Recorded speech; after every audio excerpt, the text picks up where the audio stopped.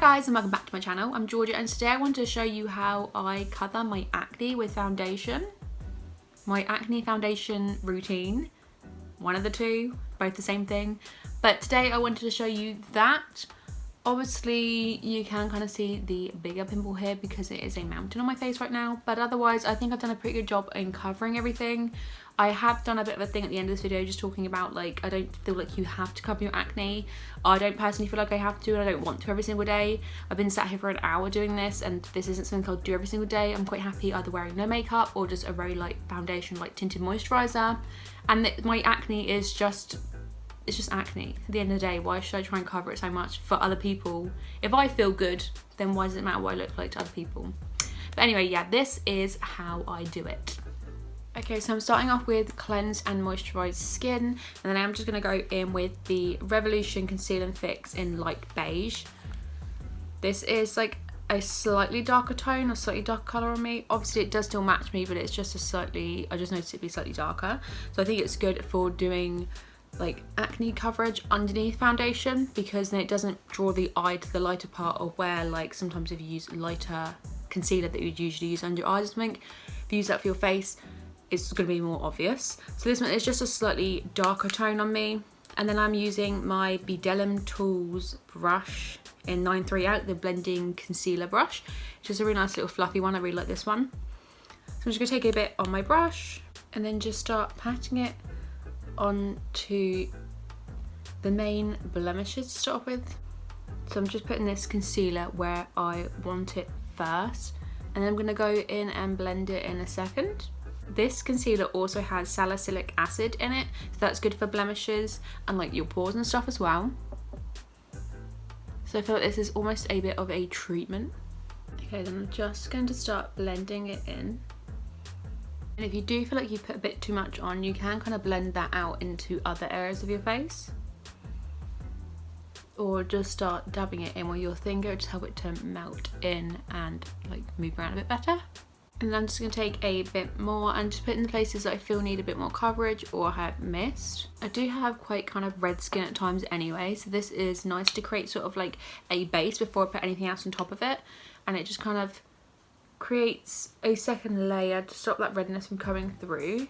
Okay, then I'm happy on the amount of coverage on the blemishes there, but now that I've done this to the rest of my face, my eyes do look quite red and under my eyes look quite red, which they kind of get anyway. But I am just going to go in and put some of this under my eyes as well. That isn't needed at all for the blemish coverage tool, but it's just so it matches a bit better.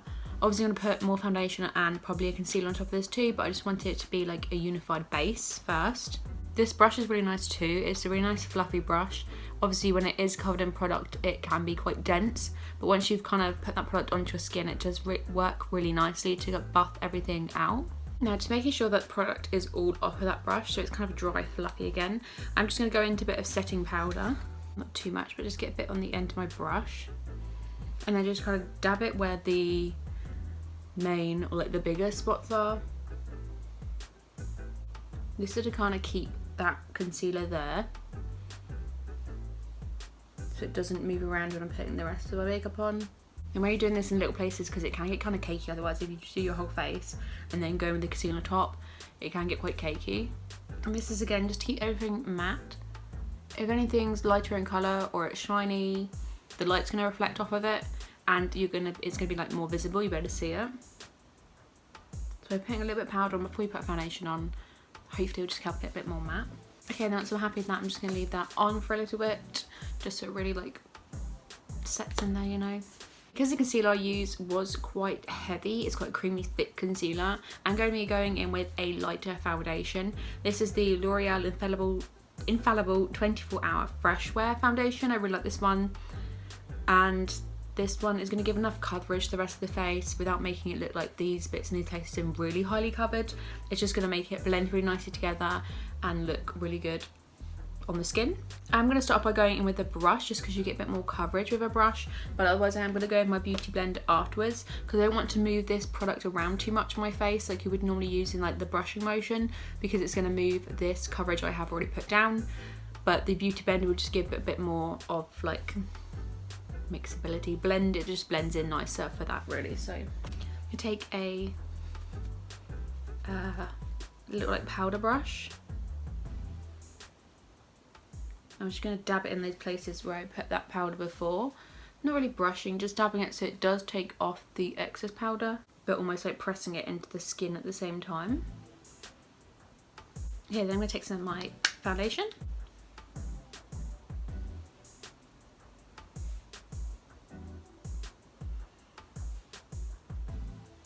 Again, I'm just dabbing this all for now. If I move too much of the product around, it will like move the coverage from underneath. I used to really like using a brush like all the time with my foundation, but I tend to go towards my beauty blender now. I don't really know what made me make the change. I do like a lot of the time the look that the beauty blender will give my foundation compared to a brush. And I'd feel like sometimes I'd have to go back in my beauty blender anyway to kind of get rid of any like streak marks or anything from the brush. Okay, then I'm just going to go in with a damp beauty blender and just kind of take off any of the excess or like blend that extra in. I'm just doing this very softly and again just tapping. I'm not really like dragging anything at all.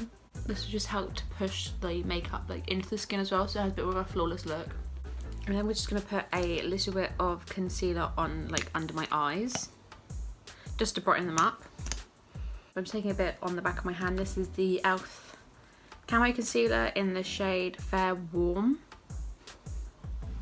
I feel like this might be a bit of an off shade for me, but I'm still going to use it anyway. And I'm just dabbing, taking not much at all, because I do find this is quite like a high coverage kind of out there concealer.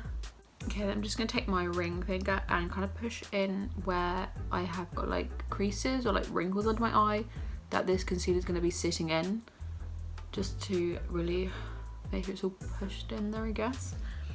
And then taking a bit of powder again on that brush I was using before, just really go in and press it all in there. So I'm just going to put the powder anywhere else that I put the concealer, just to help set that, because it's quite a tacky one once again. So then taking the powder anywhere else I need it on my face, which I think I'm going to put everywhere today. Just taking care to dab it onto those areas where I was doing for the coverage underneath. Okay, then I am just taking the powder puff that came with the KVD powder. I'm just using that to make sure everything is pressed into my skin. And I'm just kind of feeling, if anywhere it feels slightly tacky, and just put a bit more powder on in those areas. This will just help to keep everything where it should be. And when you go with your other powder products in a moment, they won't like stick to any places.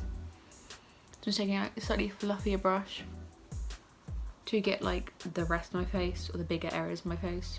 Okay, so I do usually like going in with cream cheek products, so like a cream blush or a cream contour, but I find a lot of time when you're trying to blend this in or you're moving it around, it really does pick up and take away the coverage you have already put down. So today I'm just going to be going with powder products. This is going to be more of a matte look today, just because I find that's what works best for me when I'm trying to cover acne and spots and stuff.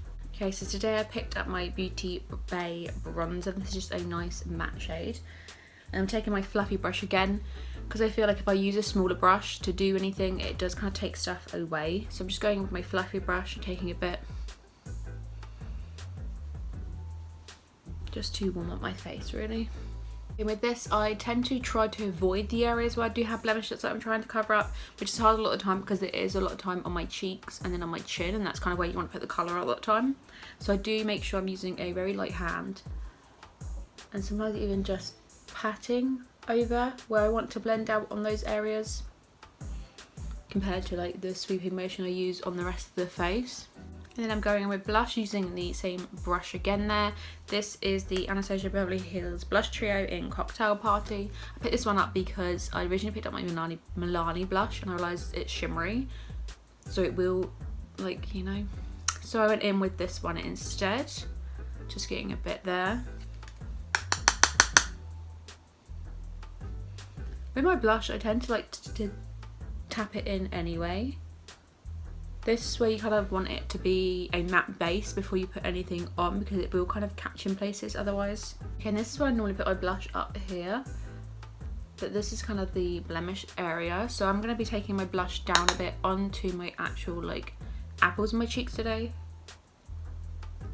because that is where I kind of got the clearest skin for now. So at least the colour will be put into those places rather than back over the top of where you have your blemishes. Obviously sometimes you can't really avoid it because it's on your cheeks and that's where you're going to put your blush. But we did all that work to kind of take it off just to put it back on again. This will also help me look a bit more like glowy and flush, and like you can tell it's makeup rather than like the redness of my skin. What's great about a matte blush as well is you can take it onto other areas of your face just to warm everything up and make it more like together sort of look. Especially if I'm quite pale, like I put blush on and you can already see like where I put my concealer, the lines here, everything else. I haven't put anything on, so I find a matte blush is great to kind of go not all over your face, but into the places where you just need a little bit more colour compared to a like shiny blush. Okay, I'm going to be taking a teensy tiny bit of highlighter and just applying it to the very top of my cheekbones, just because that's where I don't have any blemishes, so it will make me look dewy and glowy and everything.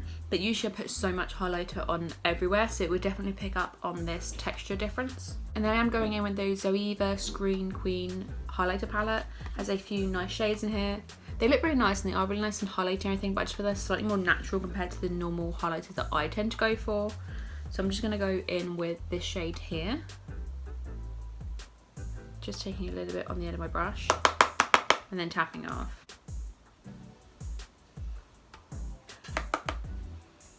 And then you can build up how much you want and where you want it.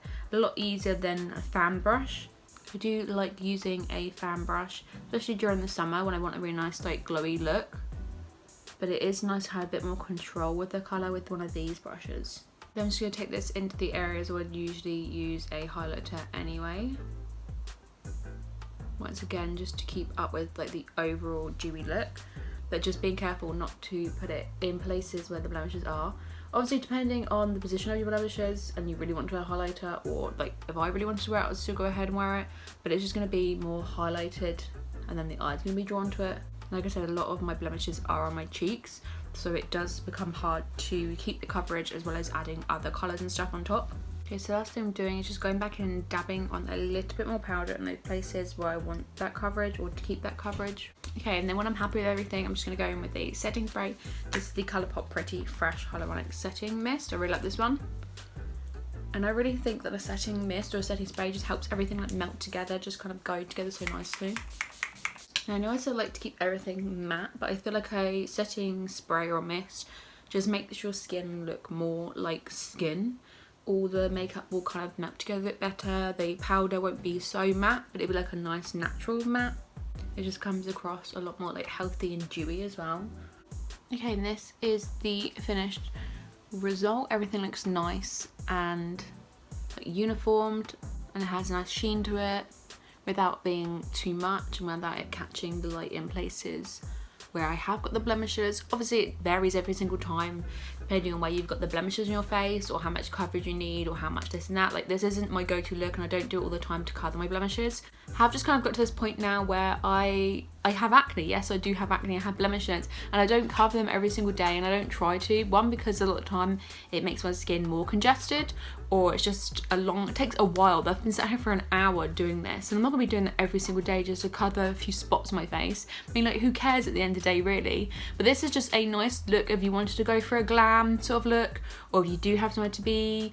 Not that we're doing anything this year or last year anyway, but like if you want to take some nice pictures, this is a nice sort of base to go for. And of course, like especially when they are like mountains on your face, you're going to see them regardless because you can't make it flat with makeup, but it is just covered if you look at it compared to what it was before. But obviously as a side profile, you can still see it. So that's where I kind of don't understand how people cover their acne a lot of the time.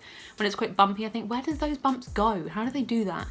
But yeah, I have just kind of come to the fact now, I do have acne. I don't edit any of my pictures anymore. I used to kind of go in and edit like away the dots or the bits and stuff, but I just don't do that anymore because I just think, this is my skin, this is my body, this is how my life is. Why should I try and cover that up with anything to show for anybody other than myself?